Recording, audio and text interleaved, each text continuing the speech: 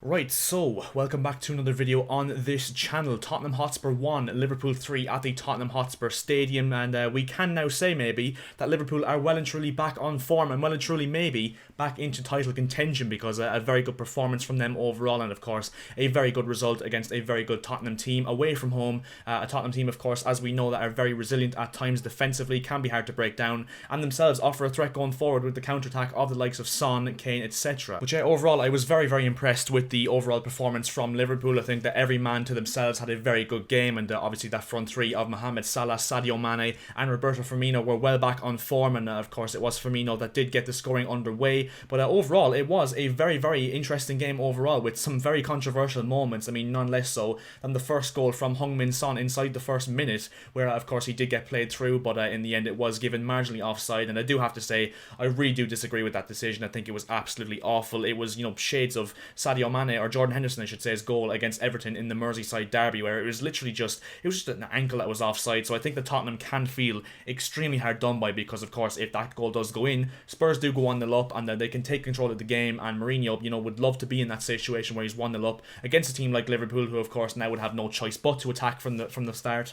And yeah, overall I feel like that it would have been a completely different game had that goal been allowed. So I think that Spurs can definitely feel extremely hard done by in this one. Then of course Roberto Firmino did actually put Liverpool ahead right on the brink of half time. I think it was like the last actual proper attack of the first half, and yeah, overall I have to say a really bad mix-up from Hugo Lloris and Eric Dyer, which allowed Sadio Mane to put the ball across to Roberto Firmino for a tap-in. Overall a very good move for Liverpool, and I think that they did deserve to go into the break 1-0 up, because I do think they actually were the pretty dominant of the two sides overall. And then of course really early in the second half, Trent Alexander-Arnold getting his first goal since the free kick he scored against Chelsea at the back end of last season, so it just goes to show how long he's been without a goal. A very good finish from him. I think that Hugo Lloris again probably should have done a bit better, and I'm not going to go too far in on Lloris in this video, because I actually think he was really good in this game overall, and did actually, particularly in the first half, make some very good saves to deny Liverpool chances. But overall I feel like for the first goal, and probably for the second goal as well, I think he should have done a lot better. Obviously parried it straight out to Trent Alexander-Arnold, who took obviously no touch whatsoever and smashed it right in past Lloris's left hand corner. And yeah, Liverpool from that stage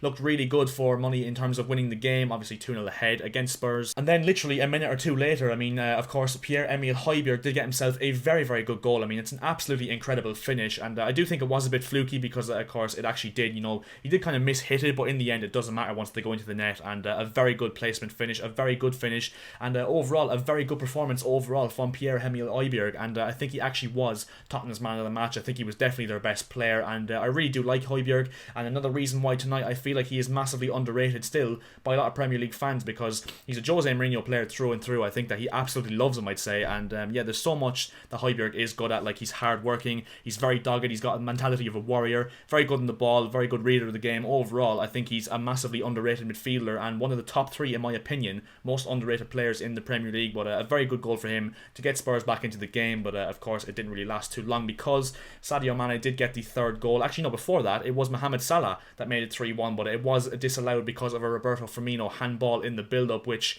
I do think was the right decision. I mean, Firmino, he did just handball it. I think that's the only way you can describe it, and I do think that it was good decision overall. And then it was Sadio Mane that did in fact make it 3-1 officially, and a kind of a mistake from Joe Rodon, but at the same time I think it would be quite harsh to say it was a mistake, simply because it's such an awkward ball that was played in for him. And yeah, I just don't think he could have done much better. And Sadio Mane with a very good finish into the back of Hugo Lloris's net, and I think at that stage we all knew that there was no comeback for Spurs whatsoever, and we did know that it was going to be Liverpool's game, and we did know that Liverpool would be getting back to winning ways in style. And in terms of the standout performers for both sides, I think obviously, as I said, Højbjerg in my opinion was Spurs' man of the match. I'll do the Spurs players first. I think Tanguy Ndombele was very good as well. I think Harry Kane, of course, after coming off a half time, really didn't help Spurs' cause whatsoever, because I think we saw Heung-min Son kind of disappear when Harry Kane did come off, which obviously isn't the best of things to see. Interesting to see now how long Harry Kane is actually gone for, because if he is gone for a considerable amount of time, that would be a massive blow for Spurs. But yeah, overall I think the Spurs actually weren't too bad for the entire game. I mean, they went with a 3-4-3 formation, which at the start of the game I kind of understood, because of course, as we know, Jose Mourinho and this Spurs team were going to do the exact thing that we predicted, of course, which is going to be to sit back, soak up the pressure, and hopefully catch Liverpool on the break once or twice and score from those chances. And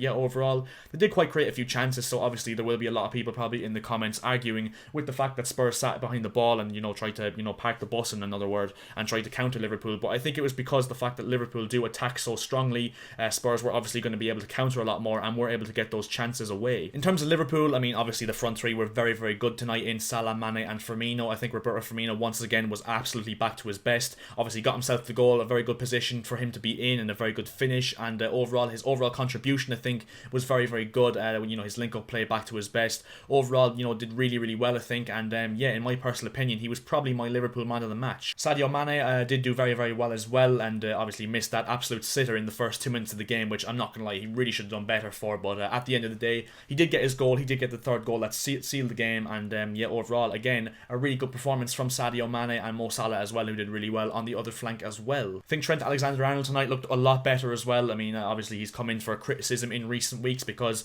with this bad run that Liverpool have been on, I think that Alexander-Arnold has been one of the main players who, you know, has been doing really, really badly, and I think tonight he was very, very good again, and not just because he scored the goal. I think his overall contribution and his overall performance was very, very good and looked a lot better than it was in recent weeks. I think Alisson was actually really good as well because, as I said, Spurs did have quite a few chances themselves, and most of the chances they actually did create were, you know, kind of clear-cut chances, and I think that Alisson did make some very crucial saves, as well as Hugo Lloris, as I said, but I think Lloris was, you know, should have done, not maybe at fault, but should have done a lot better for the first two goals in particular, and yeah, I think both goalkeepers, especially in the first half, I think actually were the best players on the pitch. I think they both kept the teams in the game. But it is, of course, Liverpool that do take the spoils and do take 3 points to get themselves back into title contention, and yeah, a very good win against a fellow top 6 side. And if you did watch my prediction for this game in the gaming predictions video that I did the other day, I did say this would be a 0-0 draw, simply because of the fact that we all knew, of course, that Spurs were going to be trying be hard to beat and try and soak up the pressure, as I said, and try and counter Liverpool. So I didn't think that they'd, you know, concede,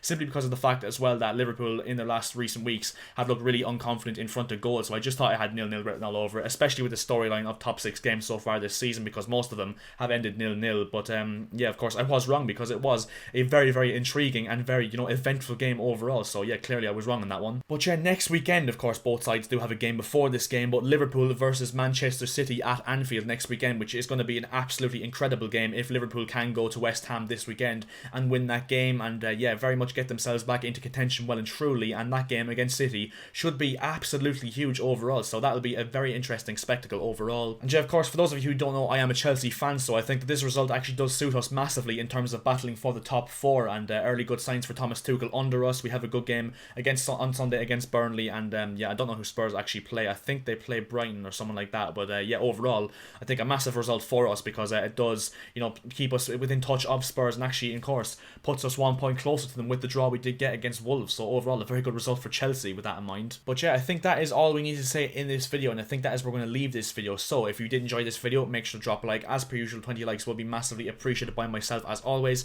and also if you could subscribe to the channel, that'd be very much appreciated as well, because we are closing in now on 1,300 subscribers, which would just be absolutely incredible. So if you do subscribe to the channel, it would cost you absolutely nothing and would make my day, believe it or not. So yeah, I'll see you guys in my next video. Liverpool back to winning ways with a 3-1 win at the Tottenham Hotspur Stadium against Jose Mourinho's Spurs, and I'll see you guys in my next video. See ya.